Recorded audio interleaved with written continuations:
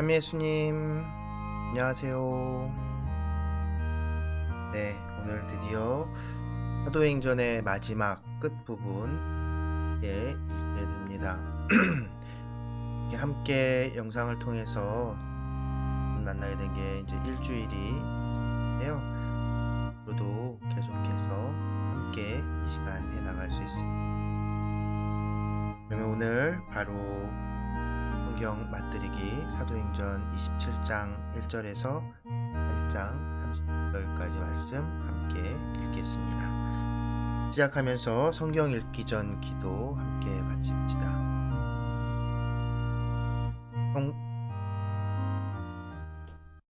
성부와 성자와 성령의 이름으로 아멘. 말씀은 바로 네 곁에 있고 내 입에 있고 내 마음에 있다. 주님, 성령의 빛으로 저희 눈을 여시어 주님의 길을 보게 하시고 저희 귀를 여시어 생명의 말씀을 듣게 하소서. 아멘. 성부와 성자와 성령의 이름으로 아멘.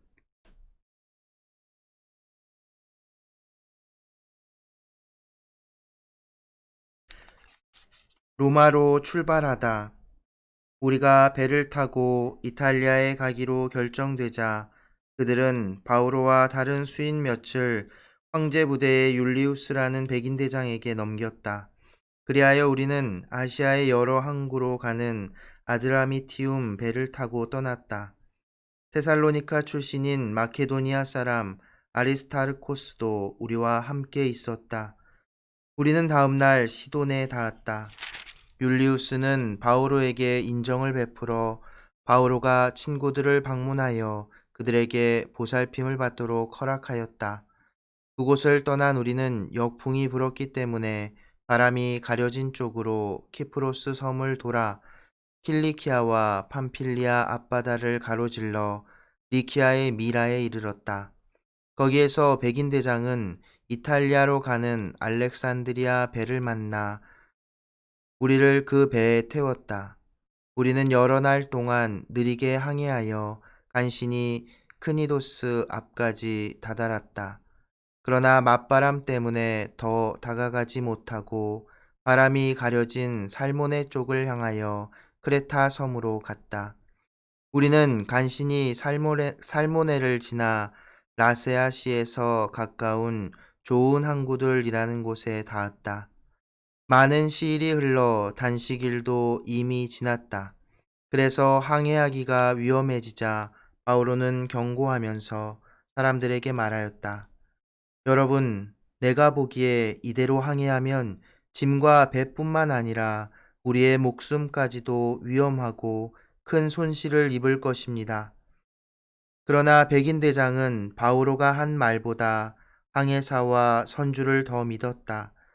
그 항구는 겨울을 나기에 적합하지 않았으므로 대다수의 사람들은 그곳을 떠나 할 수만 있으면 페닉스에 도착하여 겨울을 나기로 의견을 모았다. 페닉스는 크레타 섬의 항구로서 남서쪽과 북서쪽을 바라보는 곳이었다. 바다에서 폭풍을 만나다. 마침 남풍이 부드럽게 불자 그들은 이미 뜻을 이룬 것이나 다름없다고 생각하여 닻을 올리고 크레타 해안에 바싹 붙어서 항해하였다. 그러나 얼마 되지 않아 크레타 쪽에서 에우라킬론이라는 폭풍이 몰아쳤다. 배가 바람에 휩쓸려 그것을 뚫고 나갈 수 없었으므로 우리는 포기한 채 떠밀려 다니다가 카우다라는 작은 섬으로 바람이 가려진 쪽을 지날 때 간신히 보조선을 붙잡을 수 있었다. 선원들은 그것을 끌어올리고 나서 밧줄을 이용하여 본선을 동여매었다. 그리고 시르티스 모레톱에 좌초할까 두려워 띄우는 닻을 내리고 떠밀려 다녔다. 폭풍에 몹시 시달리자 이튿날 선원들은 일부 짐을 바다에 내던지고 셋째 날에는 배에 딸린 도구들을 자기들 손으로 내던져 버렸다. 여러 날 동안 해도 별도 나타나지 않고 거센 바람만 심하게 불어 마침내 우리가 살아날 희망이 아주 사라져 버리고 말았다. 그리하여 모두 식욕마저 잃었다. 그때 바오로가 그들 가운데에 서서 말하였다. 여러분, 내 말을 듣고 크레타 섬을 떠나지 않았더라면 이러한 피해와 손실을 입지 않았을 것입니다. 그러나 이제 나는 여러분에게 촉구합니다. 용기를 내십시오. 배만 잃을 뿐 여러분 가운데에서 아무도 목숨을 잃지 않을 것입니다. 사실 나의 주님이시고 또 내가 섬기는 하느님의 천사가 지난밤에 나에게 와서 바오로야 두려워하지 마라. 너는 황제 앞에 서야 한다. 그리고 하느님께서는 너와 함께 항해하는 모든 사람도 너에게 맡기셨다. 하고 말하였습니다. 그러니 여러분 용기를 내십시오. 나는 하느님을 믿습니다. 천사가 나에게 말한 그대로 이루어질 것입니다. 우리는 어떤 섬에 좌초하게 되어 있습니다. 우리가 아드리아 바다에서 떠밀려 다닌 지 열 나흘째 밤이 되었을 때였다. 자정 무렵에 선원들은 배가 육지에 다가간다는 느낌을 받았다. 그래서 추를 내려보니 20길이었고 조금 더 나아가서 다시 추를 내려보니 15길이었다. 우리는 배가 암초에 좌초할까 두려워 고물에서 닷 4개를 내려놓고 날이 밝기를 빌었다. 그러나 선원들은 배에서 달아날 속셈으로 이물에서 닻을 내린다고 핑계를 대면서 보조선을 바다에 내렸다. 그때 바오로가 백인대장과 군사들에게 저 사람들이 배에 그대로 남아있지 않으면 여러분은 살아남지 못합니다. 하고 말하였다. 그러자 군사들이 밧줄을 끊어 보조선을 그냥 떠내려 보냈다. 날이 밝기 시작할 때까지 바오로는 모든 사람에게 음식을 먹으라고 권하면서 이렇게 말하였다. 여러분은 오늘까지 열 나흘 동안이나 아무것도 먹지 않고 굶은 채 버티면서 기다려왔습니다. 그래서 내가 여러분에게 음식을 먹으라고 권하는 것입니다. 그래야 여러분이 살아남는데 도움이 됩니다. 여러분 가운데 아무도 머리카락 하나 잃지 않을 것입니다. 이렇게 말한 바오로는 모든 사람 앞에서 빵을 들어 하느님께 감사를 드린 다음 그것을 떼어서 먹기 시작하였다. 그러자 모두 용기를 얻어 그들도 음식을 먹었다. 배에 탄 우리는 모두 276명이었다. 그들은 음식을 배불리 먹은 뒤에 밀을 바다에 던져 배를 가볍게 하였다. 배가 부서지다. 날이 밝자 어느 땅인지 알 수는 없지만 해변이 평평한 작은 만이 보였다. 그래서 할 수 있으면 배를 그 해변에 대기로 작정하였다. 그들은 닷들을 끊어 바다에 버리고 또 2키를 묶었던 줄을 풀었다. 그리고 앞돛을 올려 바람을 타고 해변 쪽으로 배를 몰았다. 그러나 그들은 물 밑 모래 언덕에 빠져 배를 주저앉히고 말았다. 이물은 박혀 전혀 움직이지 않고 고물은 세찬 파도에 부서지기 시작하였다. 군사들은 수인들이 헤엄쳐 달아나지 못하게 하려고 그들을 죽이기로 계획하였다. 그러나 백인대장은 바오로를 살리고자 하였으므로 군사들이 그 계획을 실행하지 못하게 하였다. 그러고 나서 명령을 내려 헤엄칠 수 있는 이들은 먼저 뛰어내려 무트로 가고 나머지 사람들 가운데 일부는 널빤지를 일부는 부서진 배 조각을 타고 가게 하였다. 그렇게 하여 모두 무사히 무트로 나오게 되었다. 바오로가 몰타 섬에서 지내다. 우리는 목숨을 구한 뒤에야 그 섬이 몰타라고 한다는 것을 알았다. 원주민들은 우리에게 각별한 인정을 베풀어 주었다. 비가 내리기 시작한 데다 날씨까지 추웠으므로 그들은 불을 피워놓고 우리를 모두 맞아 주었다. 그런데 바오로가 땔감 한 다발을 모아 불 속에 넣자 독사 한 마리가 열기 때문에 튀어나와 바오로의 손에 달라붙었다. 원주민들은 뱀이 바오로의 손에 매달린 것을 보고 저 사람은 틀림없이 살인자다. 바다에서는 살아나왔지만 정의의 여신이 그대로 살려두지 않는 것이다. 하고 서로 말하였다. 바오로는 아무런 해도 입지 않고 뱀을 불 속에 떨어버렸다. 원주민들은 바오로의 몸이 부어오르거나 당장 쓰러져 죽으려니 하고 기다렸다. 그렇게 오래 기다리며 지켜보았지만 그에게 별다른 일이 일어나지 않았다. 그리하여 그들은 생각을 바꾸어 바오로를 신이라고 하였다. 그 근처에 섬의 수령인 푸블리우스라는 사람의 소유지가 있었다. 그가 우리를 손님으로 맞아들여 사흘 동안 친절히 대접해 주었다. 마침 푸블리우스의 아버지가 열병과 이질에 걸려 누워 있었는데 바오로가 그에게 가서 기도하고 안수하여 그를 고쳐 주었다. 이런 일이 일어난 뒤에 그 섬에 다른 병자들도 오자 바오로는 그들도 고쳐 주었다. 그들은 우리에게 큰 경의를 표하고 우리가 배를 타고 떠날 때에는 필요한 물건들을 실어 주었다. 몰타에서 로마로 가다. 석 달 뒤에 우리는 그 섬에서 겨울을 난 알렉산드리아 배를 타고 떠났다. 그 배에는 디오스코로이의 모상이 새겨져 있었다. 우리는 시라쿠사에 상륙하여 사흘을 머물렀다가 그곳에서 다시 닻을 올려 레기움에 닿았다. 하루 뒤에 남풍이 불어 우리는 이틀 만에 푸테올리에 이르러 형제들을 만났는데 그들의 청을 받고 이래 동안 그곳에 머물렀다. 그렇게 하여 우리는 로마에 도착하였다. 형제들이 로마에서 우리 소문을 듣고 아피우스 광장과 트레스 타베르네까지 우리를 맞으러 왔다. 그들을 본 바오로는 하느님께 감사를 드리고 용기를 얻었다. 우리가 로마에 들어갔을 때 바오로는 자기를 지키는 군사 한 사람과 따로 지내도 좋다는 허락을 받았다. 로마에서 선교하다. 사흘 뒤에 바오로는 그곳 유다인들의 지도자들을 불러 모았다. 그들이 모이자 바오로가 말하였다. 형제 여러분, 나는 우리 백성이나 조상 전례의 관습을 거스르는 일을 하나도 하지 않았는데도 예루살렘에서 죄수가 되어 로마인들의 손에 넘겨졌습니다. 로마인들은 나를 신문하고 나서 사형에 처할 만한 아무런 근거가 없으므로 나를 풀어주려고 하였습니다. 그러나 유다인들이 반대하는 바람에 나는 내 민족을 고발할 뜻이 없는데도 하는 수 없이 황제에게 상소하였습니다. 그래서 여러분을 뵙고 이야기하려고 오시라고 청하였습니다.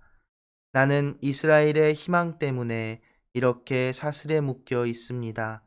그러자 그들이 바오로에게 말하였다. 우리는 유다로부터 당신에 관한 편지를 받은 일도 없고 형제들 가운데 누가 와서 당신에게 불리한 보고나 이야기를 한 일도 없습니다. 그러나 이 분파가 어디에서나 반대를 받는다는 것을 알기 때문에 우리는 당신의 생각을 직접 듣고 싶습니다. 그들은 바오로와 날짜를 정해 두었다가 많은 사람을 데리고 바오로의 숙소로 찾아왔다. 바오로는 아침부터 저녁까지 그들에게 설명을 하면서 하느님의 나라를 증언하고 모세의 율법과 예언서들을 들어 예수님에 관하여 그들을 설득하였다. 그러자 어떤 이들은 바오로의 말을 받아들이고 어떤 이들은 믿지 않았다. 그들이 이렇게 서로 의견을 달리한 채 떠나려고 할 때 바오로가 한마디 덧붙였다. 성령께서 이사야 예언자를 통하여 여러분의 조상들에게 하신 말씀이 지당합니다. 곧 이 말씀입니다. 너는 저 백성에게 가서 말하여라. 너희는 듣고 또 들어도 깨닫지 못하고 보고 또 보아도 알아보지 못하리라. 저 백성이 마음은 무디고 귀로는 제대로 듣지 못하며 눈은 감았기 때문이다. 이는 그들이 눈으로 보고 귀로 듣고 마음으로 깨닫고서는 돌아와 내가 그들을 고쳐주는 일이 없게 하려는 것이다. 그러므로 여러분은 하느님의 이 구원이 다른 민족들에게 보내졌다는 것을 알아야 합니다. 그들은 들을 것입니다. 바오로는 자기의 셋집에서 만 2년 동안 지내며 자기를 찾아오는 모든 사람을 맞아들였다. 그는 아무 방해도 받지 않고 아주 담대히 하느님의 나라를 선포하며 주 예수 그리스도에 관하여 가르쳤다. 성부와 성자와 성령의 이름으로 아멘. 말씀은 내 발의 등불이요 나의 길의 빛이옵니다. 주님, 저희가 성경을 생명의 말씀으로 믿고 기도하며 살고 선포하게 하시어 언제나 성령 안에서 평화와 기쁨을 누리게 하소서. 아멘.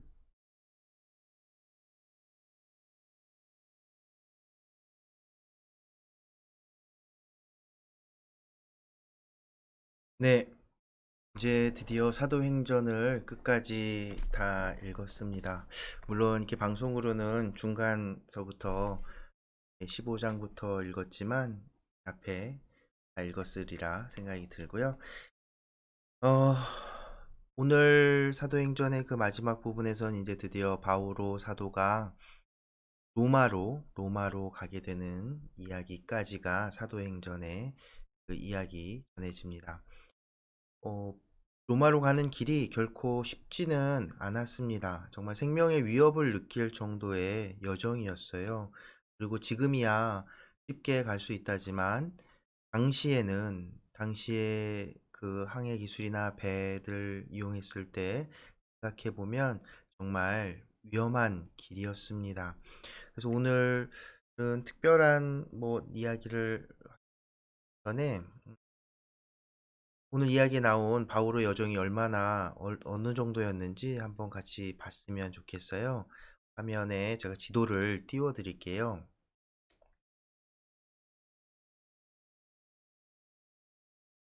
자, 보이시나요? 네.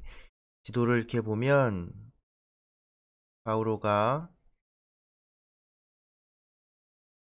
여기 예루살렘에서부터 이렇게 이 화살표를 따라서 시돈을 거쳐서 카이사리아 또 시돈을 거쳐서 그런 키프로스 사이로 해서 여기 좋은 항구들이라는 섬에서 바오로 사도가 여기서 날씨가 좋지 않고 위험하니까 멈췄다가 가자고 했는데 그 의견이 무시되죠. 그리고 우선 바로 출발했는데 이 루트에서 배가 풍랑에 시달리고 결국은 좌초되게 되는 겁니다.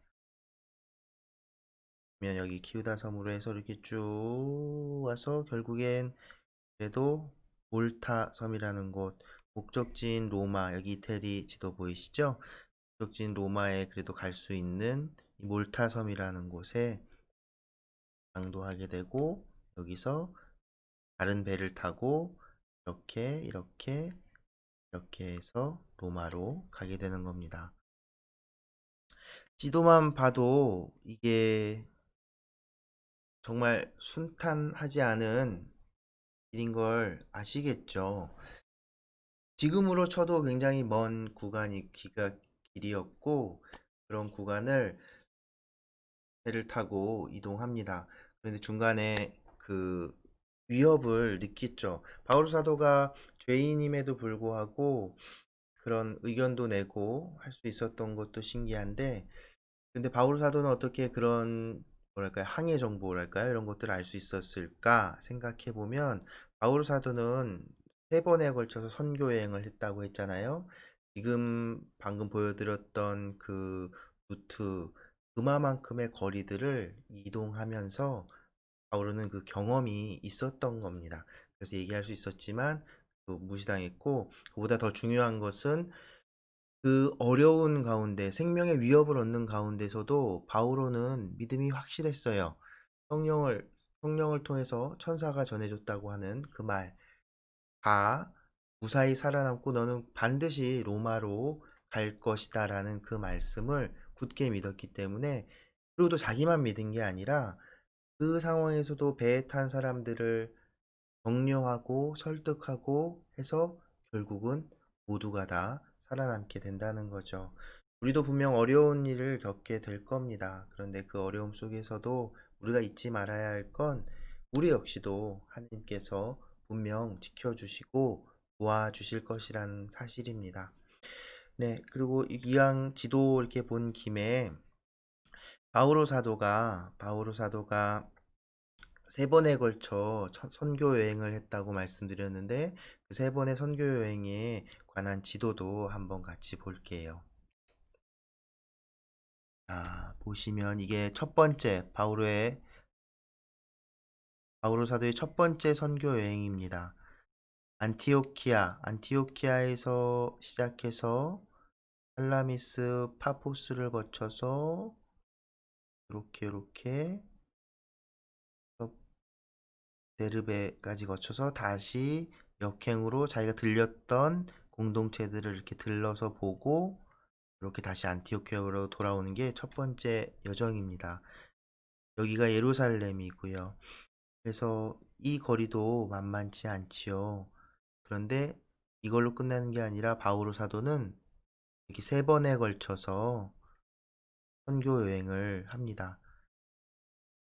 이스라엘 지역에서만 복음을 선포한 것이 아니라 고대 근동이 지중해 연안에서 이렇게 넓은 곳에서 복음을 선포하고 다녔던 겁니다.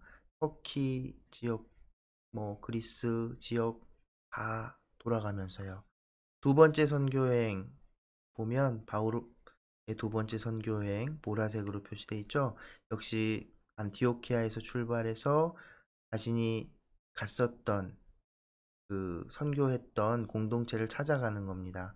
그런데 여기서 더 멀리 가야 되겠다, 필리피로 가야 되겠다 생각해서 필리피까지 이 먼 거리를 이동해서 간 겁니다.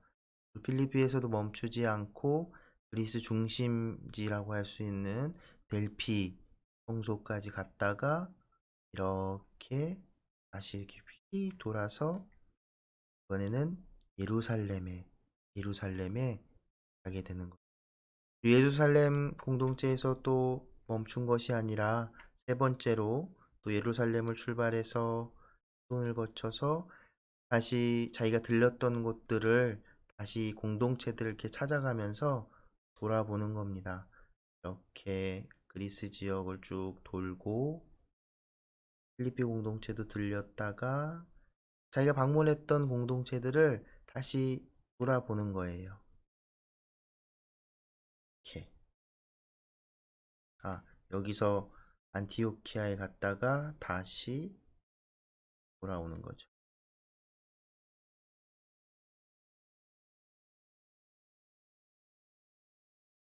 세 번째 선교여행은 더 길었습니다. 그 우리가 마지막에 읽었던 부분에서 드러나는 것처럼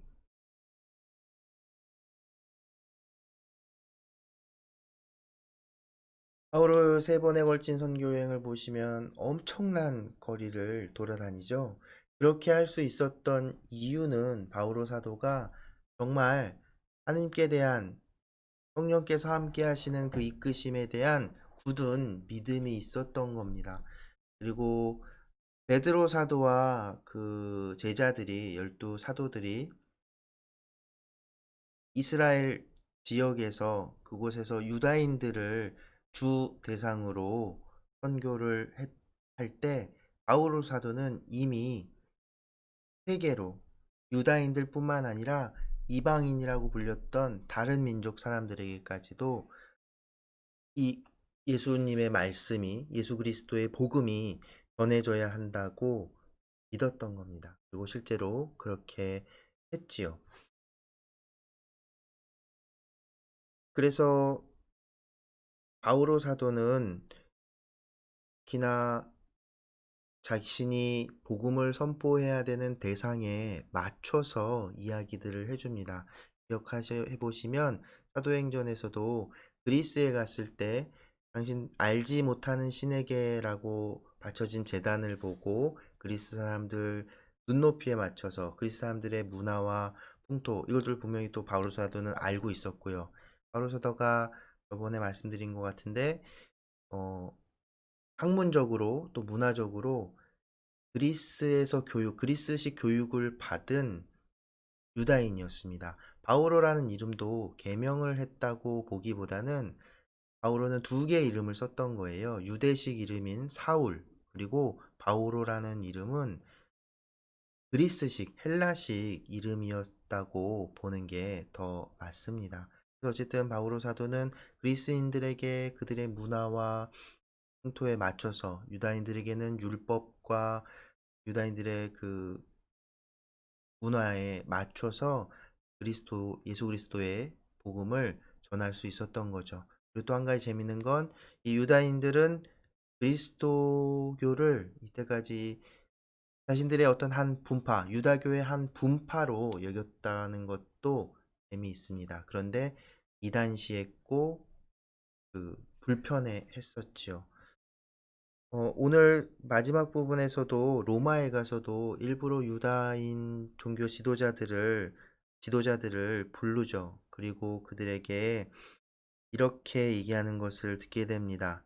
이스라엘의 희망 때문에 이렇게 사슬에 묶여 있습니다. 바로 메시아를 기다리는 그 사실을 이용해서 유다인 지도자들의 관심을 끌어들인 거죠. 그리고 그 메시아가 바로 예수님이라는 것 선포하게 되는 겁니다.